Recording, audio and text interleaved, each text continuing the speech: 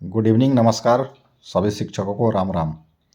मैं इस वीडियो में सक्षमता परीक्षा से रिलेटेड कुछ आपको शेयर करना चाह रहा हूँ। जैसी इन्फॉर्मेशन आ रही है उससे लग रहा है कि आपका एग्ज़ाम ऑनलाइन होगा और जो सिलेबस होगा वो TRE 1 TRE 2 का जो सिलेबस था वही आपका सिलेबस होगा। जो BPSC एग्ज़ाम में सिलेबस थी वही सेम सिलेबस भी आपका रहेगा एग्ज़ाम का।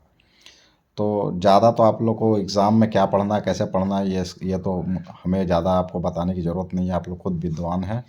जितने भी शिक्षक हैं खुद अपने आप में इतने सक्षम है कि वो एग्ज़ाम निकाल सकते हैं अपने से पढ़कर। बस एग्ज़ाम के तरीके पर मुझे थोड़ा सा आपसे बात करना है।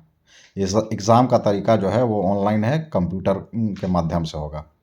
तो जहाँ तक मैं समझता हूँ कि आप लोग जितने भी शिक्षक हैं, नियोजित शिक्षक हैं, उनमें से मैक्सिमम लोग ऐसे होंगे जिन्होंने आज तक कोई ऑनलाइन एग्ज़ाम दिया नहीं होगा।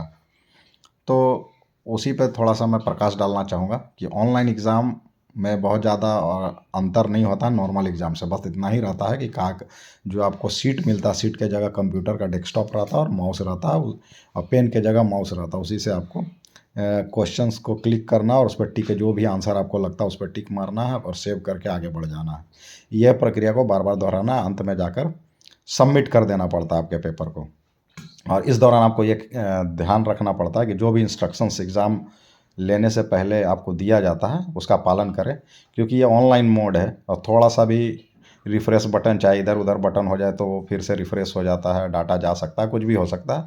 तो इसका विशेषकर ध्यान देना है कि जो ऑनलाइन एग्ज़ाम दे रहे हैं उसमें कोई बटन इधर उधर ना दबे। बस जितना बोला गया उतना पालन करें और एग्ज़ाम देकर सबमिट करके पूर्ण उसको सबमिट कर दें। इसमें एक ख़ास बात और ये है कि कोई सवाल आप हल नहीं कर पा रहे हैं, चाहे उसको नहीं आपने टेकअप किया है, तो वो एक डेस्कटॉप पे एक कोने में आपको दिखता है कि कितने क्वेश्चंस आपने अटेम्प्ट किए हैं, कितने नहीं किए हैं। तो आप उसको एक साथ देख के आप डायरेक्ट उस जो क्वेश्चन आपने अटेम्प्ट नहीं किया उस पर क्लिक करके आप डायरेक्ट उस क्वेश्चन पे जा सकते हैं और फिर उसको अटेम्प्ट कर सकते हैं। तो ये आपको सुविधा रहती है, इसलिए एग्ज़ाम देने में कोई दिक्कत नहीं होगा। मैं ये आपको पहले से बता दे रहा हूँ ताकि आप जब एग्ज़ाम देने जाएँ तो आपको पता रहे कि किस तरह का आता है और किस तरह का आप एक्सपेक्ट कर सकते हैं। तो इसमें कोई दिक्कत नहीं है, आप एग्ज़ाम अच्छे से दे सकते हैं। और रहा सवाल सिलेबस का, तो सिलेबस आप जानते हैं कि आपका सिलेबस क्या है। BPSC का सिलेबस जो था वही सिलेबस आपको इस बार भी सक्षमता में दिया जा रहा है।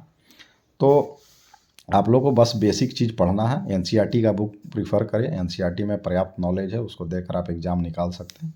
और जो आपका अपना विषय है उसमें आपको विशेष मेहनत करने की ज़रूरत है, क्योंकि उसमें आपको एक्सपेक्टेड है कि आपसे एडवांस लेवल की जानकारी उसमें हो और आप उस एग्ज़ाम को दें, क्योंकि वो सब्जेक्ट आपका है। और वैसे भी आप लोग स्कूल में तो वो सब्जेक्ट्स पढ़ाते ही होंगे, तो आपका पकड़ उसमें होगा। बस थोड़ा सा रिवीजन की आवश्यकता है, आप उसको प्रॉपर रिवीजन करें और एग्ज़ाम दें। आप एग्ज़ाम पास कीजिएगा, उसमें ज़्यादा कुछ इधर हमें आपको गाइड करने की ज़रूरत नहीं है। आप अपने आप में इतने विद्वान हैं और इतने सक्षम है कि बिना किसी के गाइड के आप एग्ज़ाम देकर पास करके निकाल सकते हैं। बस केवल कॉन्फिडेंस जगाना पड़ता अपने आप में। तो कॉन्फिडेंस आप अपने आप में रखिए, अपने पढ़ाई पर पूर्ण विश्वास रखिए कि जो आपने तैयारी की है वो पर्याप्त है आपको एग्ज़ाम निकालने के लिए। हाँ, लेकिन हाँ, ईमानदारी से सारा चीज़ रिवीजन कीजिए। NCERT बुक्स पर दूसरे सब्जेक्टों के बेसिक को रिवाइज़ करने के लिए NCERT बुक का आप उपयोग कर सकते हैं। और अपने विषय में आपको थोड़ा विशेष ध्यान देना पड़ेगा ताकि आपको अच्छा जानकारी रहे। और पहले भी आप पढ़े हुए होंगे तो आपको अपना विषय के बारे में जानकारी होगा, बस उसको रिवीजन करना। तो ज़्यादा कुछ इसमें है नहीं, बस अपने जो आप अभी तक करते हैं उसी पे फोकस करना है और आप एग्ज़ाम उत्तीर्ण कर जाइए, मुझे ऐसा पूर्ण विश्वास है। तो एग्ज़ाम में आपको ज़्यादा दिक्कत होने वाली नहीं है, मुझे ऐसा लगता है। आप लोग सभी राज्यकर्मी का दर्जा पा लेंगे सक्षमता परीक्षा पास कर। तो उसके लिए आपको ज़्यादा परेशान होने की ज़रूरत नहीं है।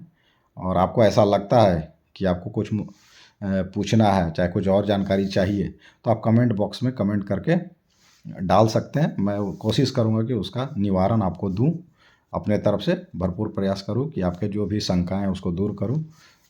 और इसी तरह मेरे चैनल को सपोर्ट करते रहिए, देखते रहिए। और अच्छा लगे वीडियो को तो लाइक भी कीजिए, सब्सक्राइब भी कीजिए चैनल को, और दूसरों को शेयर भी कीजिए ताकि ये इन्फॉर्मेशन ज़्यादा से ज़्यादा लोगों तक पास हो सके।